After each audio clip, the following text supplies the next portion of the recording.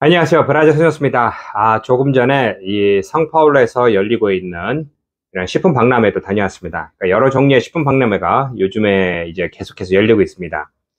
박람회에서 가장 인상적이었던 것은, 어느 때나 그렇지만 역시 이탈리아 음식에 대한 관심과 특히 이 시장 규모가 어마어마합니다. 이 브라질에는 이탈리아 사람이 이탈리아 본국 담으로 많이 산다고 합니다. 그러니까 2세, 3세, 4세 상관이 없이 이탈리아 후손이라는 것이 증명이 된다. 출생증명서나 예전부터 가지고 있던 여권이나 조부모가 가지고 있던 거라든가 이런 서류가 있으면은 인정을 해줍니다. 그러다 보니 제가 알기로 3천만 명인가 4천만 명이 정도 되는 게 이제 이탈리아 후손이 브라질에 살고 있다고 합니다. 그러면서 브라질에 제가 알기로 포르투갈보다 이탈리아 사람이 많이 온 것으로 알고 있습니다. 왜냐, 규모 면에서도 포르투갈은 규모가 인구가 얼마 안 되고 이탈리아는 그래도 많이 사고 또 19세기에는 본국에서 브라질뿐만 아니라 아르헨티나, 미국 등 전 세계로 퍼진 게 이탈리아 사람들이다 보니까 이곳에도 많이 살고 있고요. 또한 중요한 것은 이탈리아 음식은 누구나 쉽게 만들어 먹을 수 있는 음식입니다. 그리고 거부감이 없습니다. 그러니까 빵이라든가 스파게티라든가 아니면 또 거기에서 된 피자라든가 여러 가지 이런 음식들이 치즈와 연계되면서 많이 좋아하는 것이죠. 그래서 이런 식품 박람회, 잠깐 오늘 갔다 온 박람회가 여기 있습니다. 이곳에 있는데 이 박람회에서 보면은 저는 이제 볼 때마다 좀 부럽죠. 우리 한국 음식도 이렇게 규모가 커져서 누구든지 이탈리아 것을 이제 좋아한다면은 그 시장 규모가 어마어마하게 커질 것입니다. 그러니까 보면은 아이스크림도 100년 된, 120년 된, 이런, 이탈리아에서부터 시작한 그런 업체들이 브라질로 연계돼서 계속해서 지금 팔리고 있고요. 또한 어떤 사람은 이탈리아에서 할아버지가 어렸을 때 이민 와서 살면서 1930년대, 40년대부터 조그만 음식이라든가 아니면 음식을 거래 식품점이라든가 이런 걸 하다가 뭘 하나 만들어서 그게 또 계속해서 성공하면서 지금은 오래된 역사와 전통을 가진 그런 상품으로 되는 경우도 많습니다. 특히 이제 치즈 같은 경우도 그렇죠.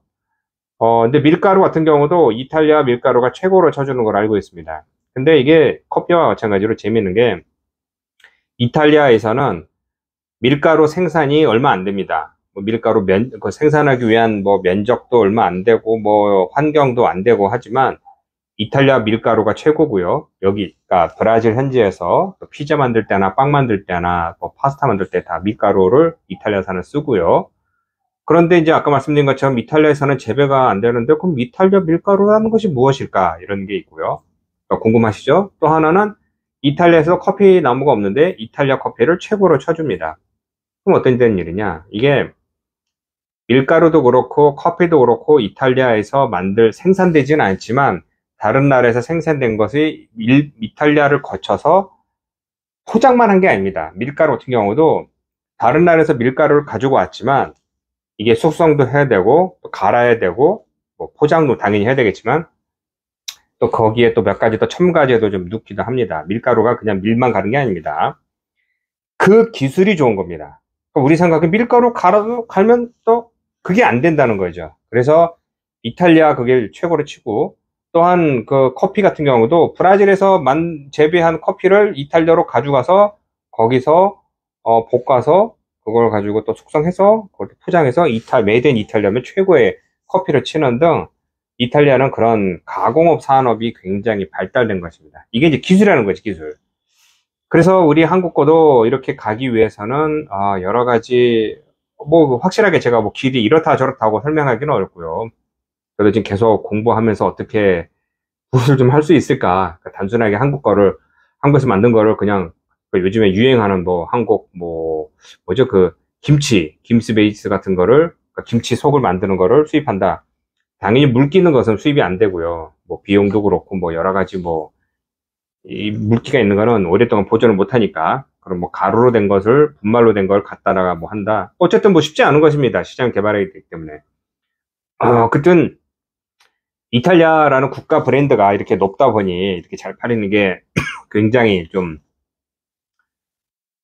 안타깝다고 해야 될까요? 우리도 좀 그런 식으로 갈 수 있지 않나? 이런 생각도 들었고요. 또 하나는 지금 여기 이렇게 보시면 브라질에서 생산되는 이런 컵 같은 게 있습니다. 포장지 같은 거. 이런 걸 보면은 많은 사람이, 아, 얘 브라질 거는 정말 이렇게 너무 이렇게 좀 질이 떨어진다라는 분이 딱 나오실 것입니다. 그러니까 저도 한국에서 오래 살지 않았고 한국을 잘 모르지만 한국에서 온 제품들을 이렇게 몇몇 이렇게 보면은 굉장히 좋죠. 이 마감 처리도 잘 돼 있고 색상도 그렇고 포장도 그렇고 이게 뭐든지 좀 산뜻하고 좀 좋게 되는데 브라질 건 아니고 투박한 겁니다.